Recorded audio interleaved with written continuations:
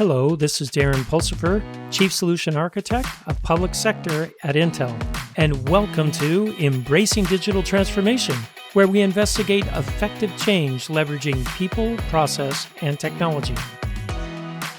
On today's episode, Trustworthy and Ethical AI with special guest Gretchen Stewart, Chief Data Scientist of Public Sector at Intel. Gretchen, welcome to the show.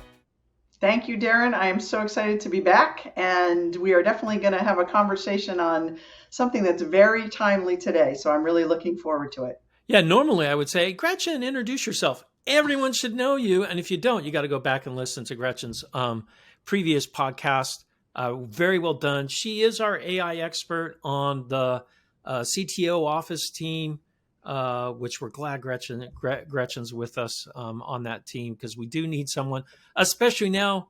ChatGPT has just taken the world by storm and caused so many ethical issues that we got to deal with. So Gretchen, please straighten us out. Do I still have a job, or did ChatGPT just take my job? No, I'm excited about ChatGPT. It offers us the ability to really have that combination of human and machine. And it's going to take away some of the things that we do, but they are boring kinds of things that I hate to do, some administrivia stuff. And even in some cases, I have to admit, I haven't been putting fingers to keyboard as often as I used to. You and I joke about that periodically. Yep, we do. Is that now I can go to ChatGPT and say, all right, Python, I'd like to do a Python code to do A, B, and C. And it's pretty good.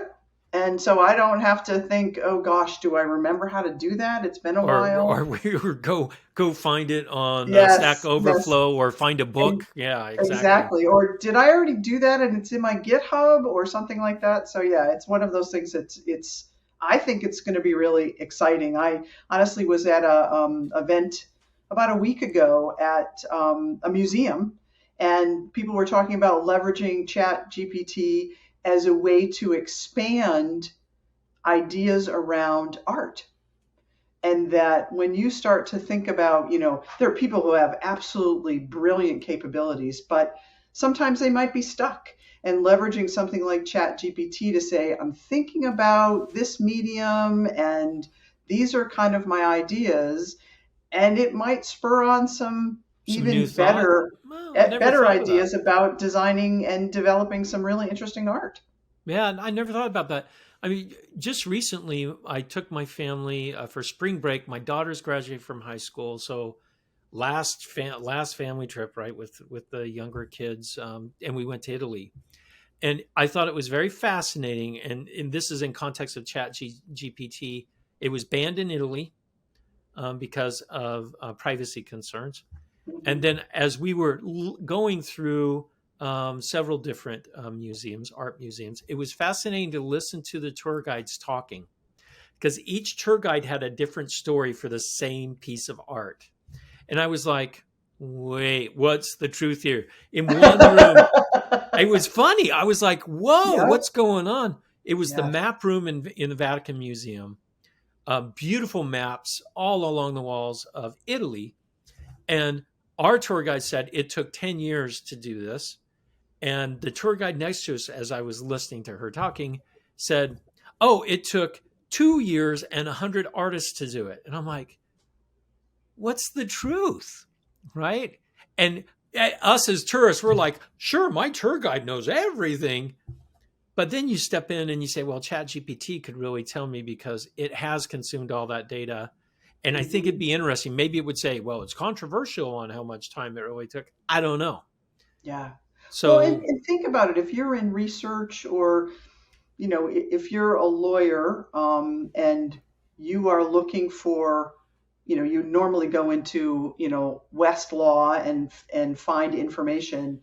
Now all of this plus more is in ChatGPT. So there could be a way for a lot of people to get better information faster, because you could never research through all the information that's in ChatGPT.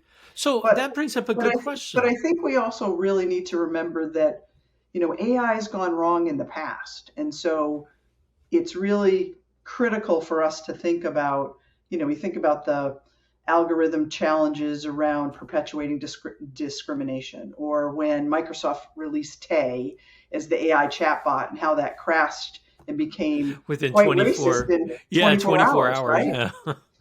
So I think, some of the let's put this on hold, I think, truthfully, the cat's already out of the bag, so to speak. But I think there's ways to use this, and being a data scientist, to me, it just means there'll be more people who are thinking about it from a very diverse and a trust and an ethics perspective, and that's really important. And this is going to force more people to think critically and have those kind of conversations to ensure, to your earlier point, how accurate is this, and is this a good bit of information that then needs to be connected with the expertise that the people have that are all part of the team you're working on.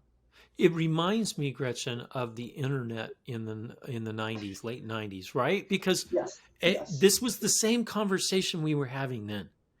The internet is full of all this information, and I remember I did some seminars on the internet at some local universities because I was an early adopter, and they were asking me about it. Yeah, And people said, "Well, the internet. How do I know the information on the internet is correct?" right. And I think we have to ask that same question today. How do I Yep. know the information I'm getting out of ChatGPT is correct? Exactly. Right? Exactly. And can you correlate and correspond and again use critical thinking? I mean, even at Intel, we have a responsible AI council, and this is a group of people, and I'm lucky enough to sit on it, that really has a global review and scope.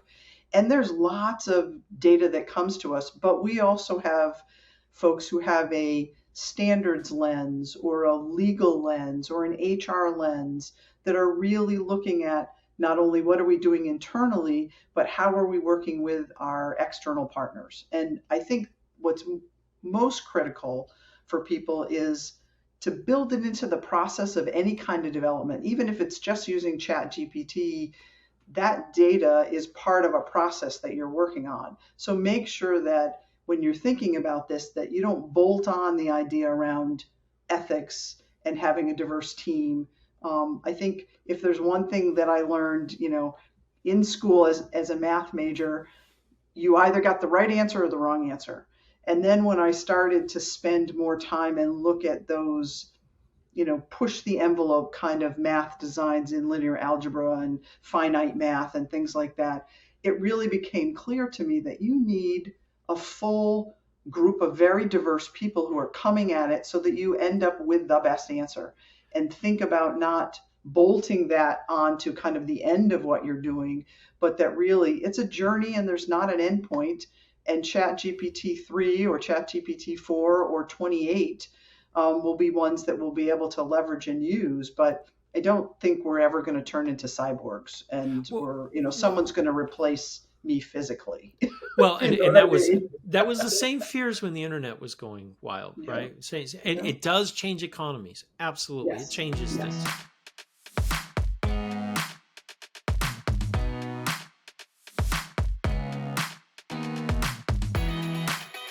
I want to touch on this diversity aspect. Should we have diverse AIs as well? Because we all know AIs are biased. Period. Yes. They are biased, Yes. right? Yeah. So should I have a Chat GPT and what Google's is Bard, right? Hmm. Um, if they were trained with even the same data sets, but with different biases kind of built in, because there are biases. That's just. Absolutely. Absolutely. Well, think about Would it make Chat sense to have GPT. two? Yeah. Give me answers back. Well, yes, and I think that that's part of the reason when people are designing their models, lots of times they are looking at, okay, I think linear regression would be a good thing for this, but I also know that I should be thinking about leveraging maybe gradient boost or some other algorithm, and they weight them differently to come up with better and more accurate and potentially less biased um, data. But the truth is, as you said, I mean, Chat GPT is based on information that's around the world that's fed in, whether it be social or things that are coming from the Library of Congress or wherever all this information is coming from, it by default is biased because it's designed by biased people, and Yeah, we're all well, biased. and it was also And if filtered too, right? right, Because if you right, remember the first Chat GPT, or it was even two, was filthy, right?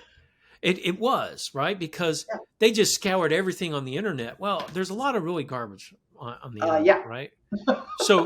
So they yes. had people, and I can't remember which country was it in the Philippines or Nigeria? They had large amounts of people filtering data, right? They had criteria and said, Hmm. go label this data as we don't want it. So Yeah, obviously there's some not even in the algorithms, but in the data that we feed it and the data we decide to feed it presents some level of trustworthiness, right? Whether exactly. good or bad, there is a Yeah, level of trustworthiness there. yeah, yeah. And when, I mean, we're looking at it from all of these different senses. We're looking at it from visual sense, an auditory sense, a kinetic kind of, I mean, so we look at things from a whole bunch of different senses that the computer doesn't have, despite the fact that everyone says, oh, it's human, or it's it's as Sentient, intelligent as a yeah, human and sentient, and it's not. I mean, these are machines that have huge capability, and we are able to help design the systems to get to better answers, but it still is Gazinda's Gazauda kind of thing. It's not the, oh, okay, so I am also comparing, I'm connecting that with a different information loop that I might have had, or a different sense that I might have had because I went to Africa, or whatever it might be, that you just right. have different things that you bring into it. And that's why I think it's not a either or, it's a both, and I think that it's also really important for us to realize that we're not finished. This is the beginning of the conversation that's going to continue to go on.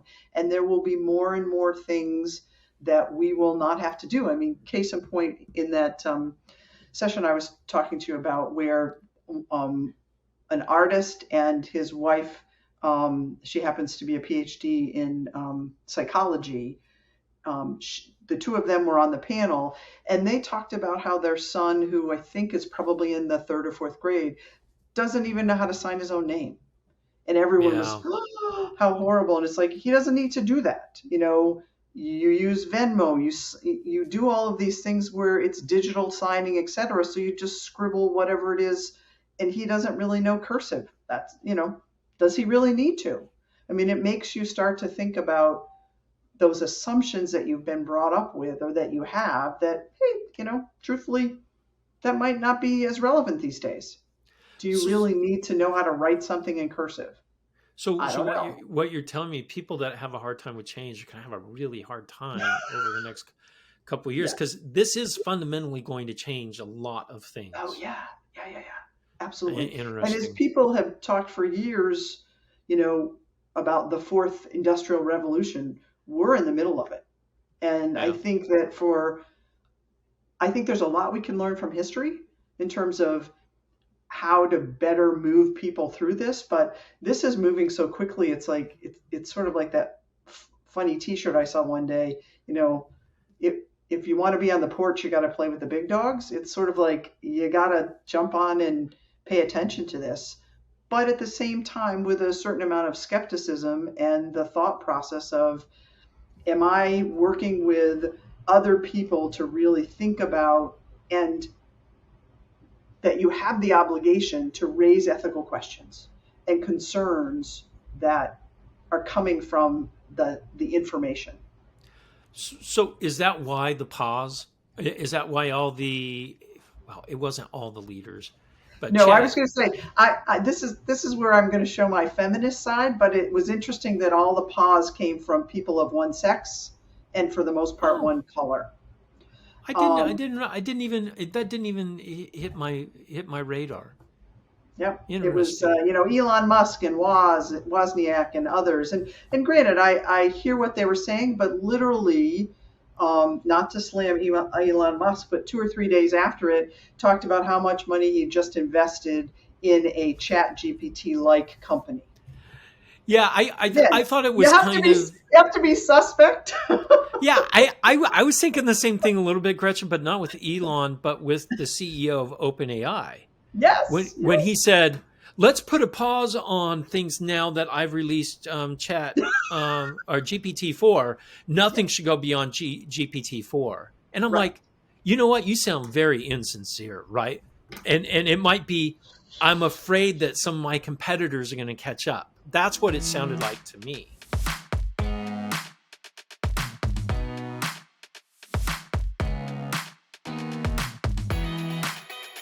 There is a real concern, though, right? Hmm. Is there Yeah. not? Otherwise, because what, 1,000 people signed it. Yes, yeah. I mean, there were a lot of people that signed it, and I think part of it is that um, just as they're wanting us not to think it through, I think that people are smarter than that, and that they really are or should not assume that that is a 100% answer.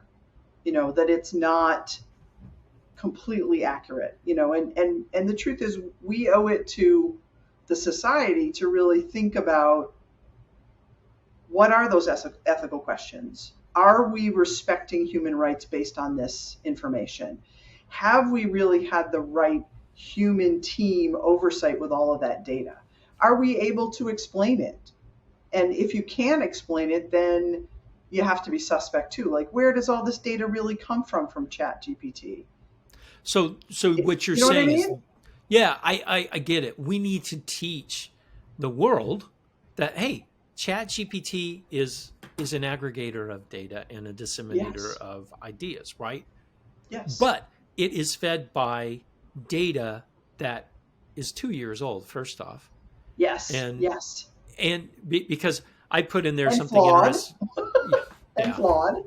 and flawed. But let's talk about our upcoming generation, because I've got 3 teenagers at home right now, 16, 17, 18. Yep. If you were to ask them, is Chat GPT accurate, they would say 100% true. And frankly, I think that's the sentiment of most people, not just of the younger generation, but I think of a lot of people. It's Yeah. an AI, it's intelligent, right? Right. So I think Right. we need to get out the word, just like we did with the internet, saying, hey, not everything you read on the internet is true.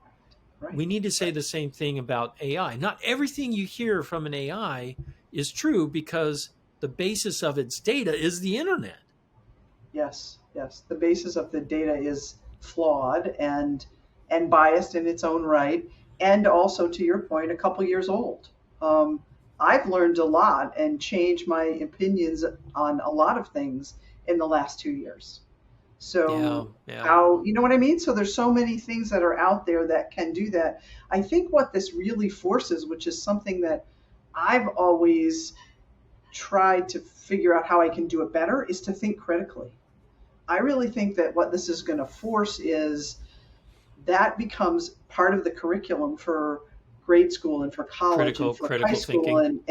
and that we work with some of the brightest people on the planet at Intel. I Yeah, mean, we do. scary how smart they are.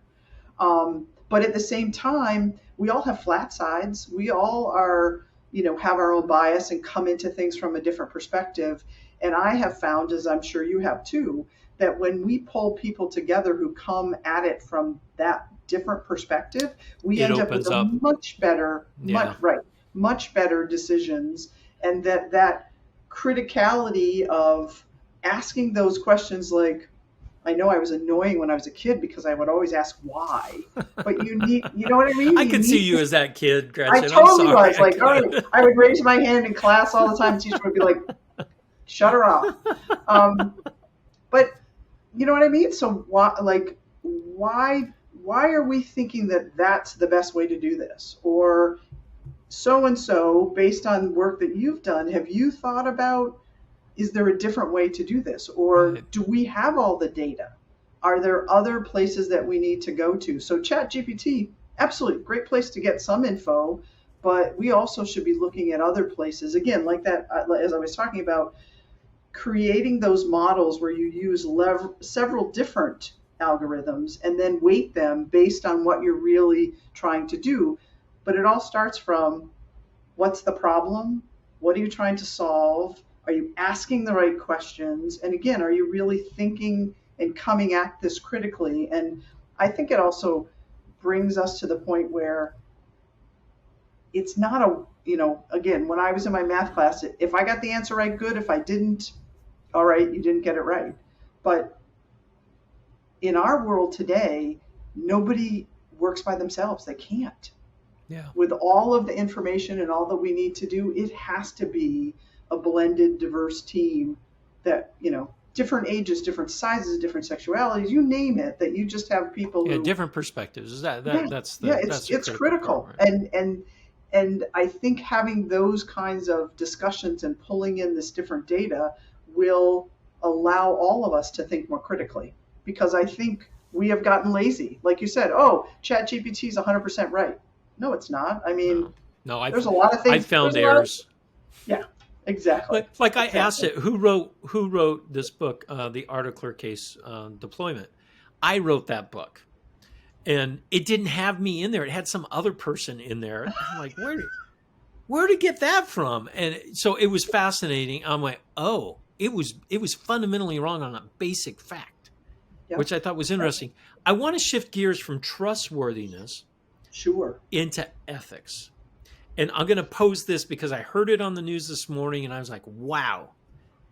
An AI generated song, which was a collaboration between Drake and Breck, I think was the other artist, was released on Spotify, Amazon Music, and all that. Got 15 million downloads, and the artists were not involved in the collaboration at all, and AI did it. It was taken down immediately, but it was the most popular song for the month of April in one day. And they were talking on the radio this morning when I was listening to it. They were talking about the ethics behind it, and were people just downloading it because it was AI generated.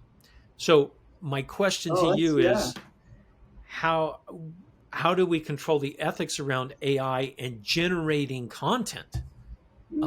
And do we attribute that? I mean, what are the other ethical issues we have around AI generated content? Yeah, I think you bring up a really good point, and I think this is where, for folks like you and I who work in the government space, this is really where the technology is way far advanced from the policy, and that we are going to have to think about some of those policy questions. But I think it goes back to thinking about it critically. I mean, if you highlight that the AI, I'm assuming somebody said, hey, take a Drake song that sounds like X, or this artist song that sounds like Y, and mash it together and come up with a new, okay. But you're right, the responsibility is that you say, hey, that's what I did. And then if there are certain things that you need to, copyrights and all that, again, it's that the policy isn't set up for that yet. But I think that the capabilities are there. And so I think that when you're building it, that you need to describe what that is. And if you can't describe it, to me, that just feels wrong, that you shouldn't have it out there. But again, I'm one person. Yeah, but should we even allow technologists to produce technology like this? That's where the big question is, right?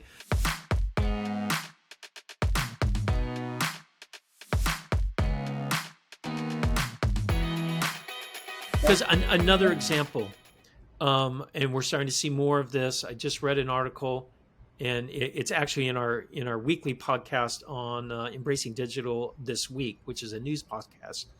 There was a AI voice cloning is an issue, And bad people are using it to virtually kidnap children. It's a huge problem, I guess, and the FBI is all over this, Yeah. where they've captured a little bit of your child's voice. They then call you on the phone, and your kid is talking to you, "Mom, I'm in danger. Someone has kidnapped me," and then the kidnapper gets on the phone. Yep. Yep. So, Yeah. I think should we it's even no. allow AI to go in this direction where, Mhm. because as you said in the beginning, the genie is out of the bottle. So how do we pull it back in? I don't Right. know.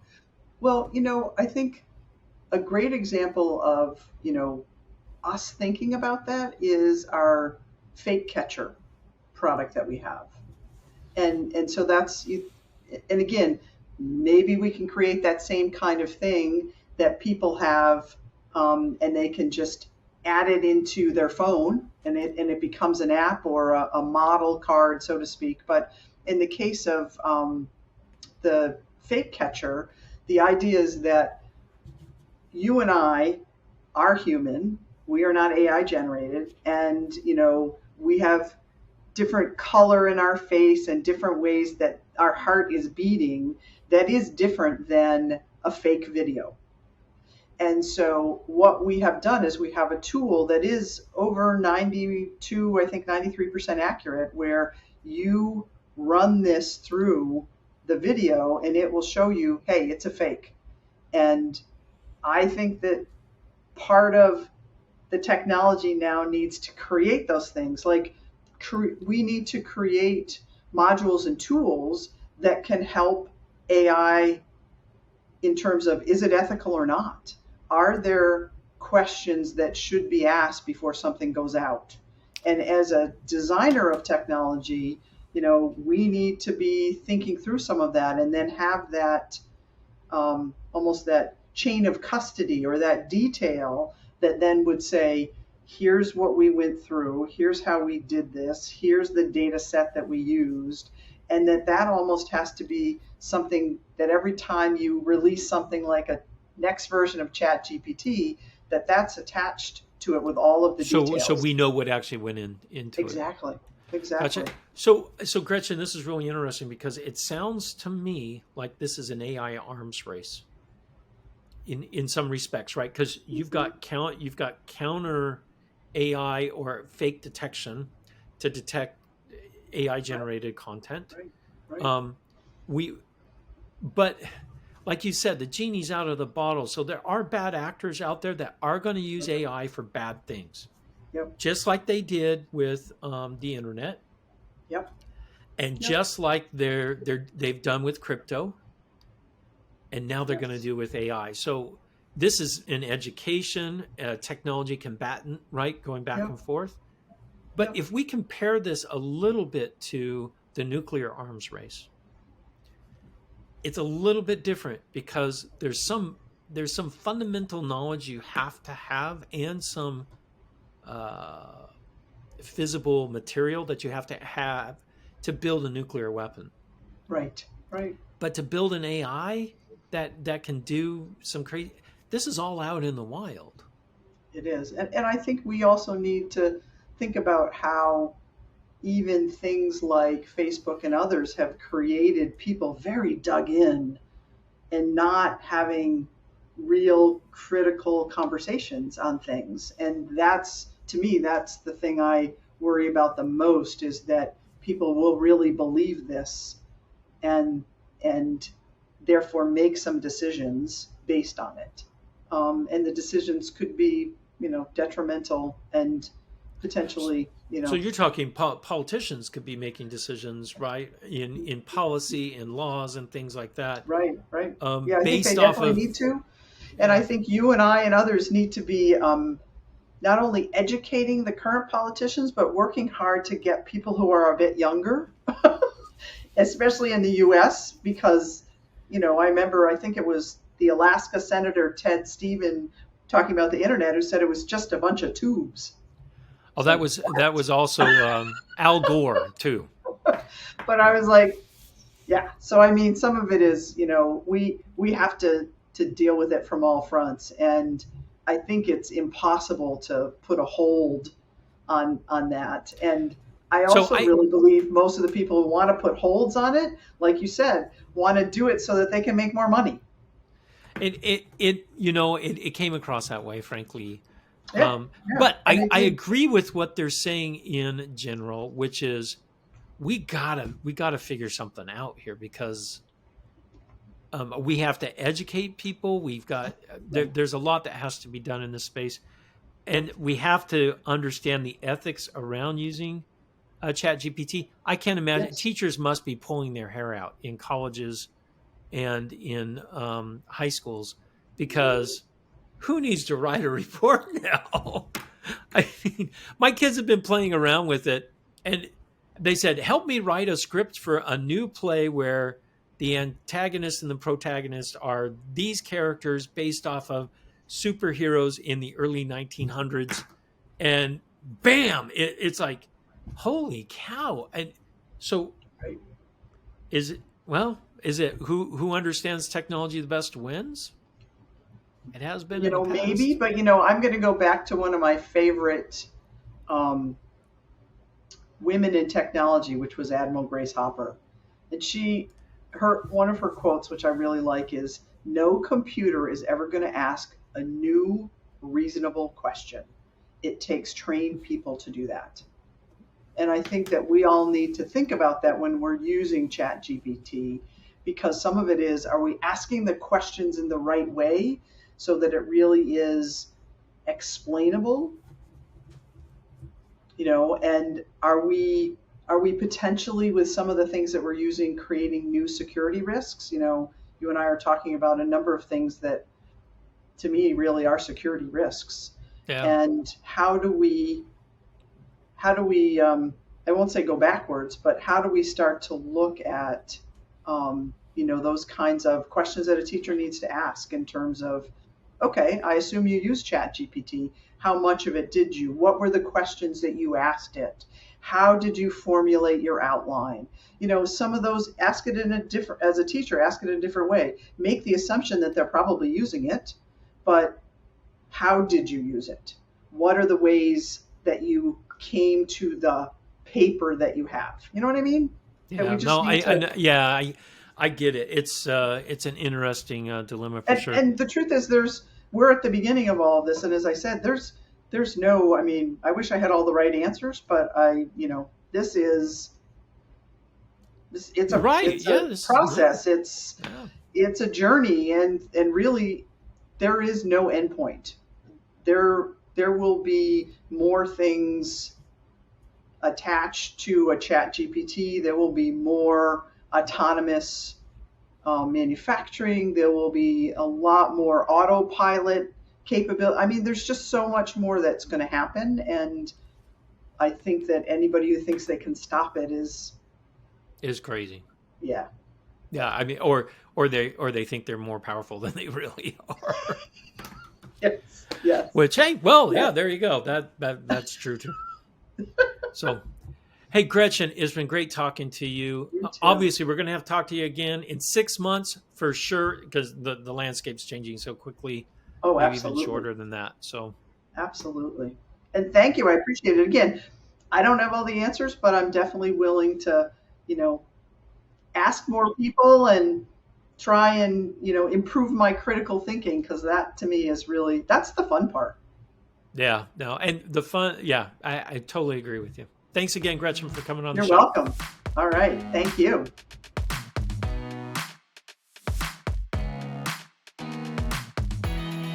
Thank you for listening to Embracing Digital Transformation today. If you enjoyed our podcast, give it 5 stars on your favorite podcasting site or YouTube channel. You can find out more information about Embracing Digital Transformation at embracingdigital.org. Until next time, go out and do something wonderful.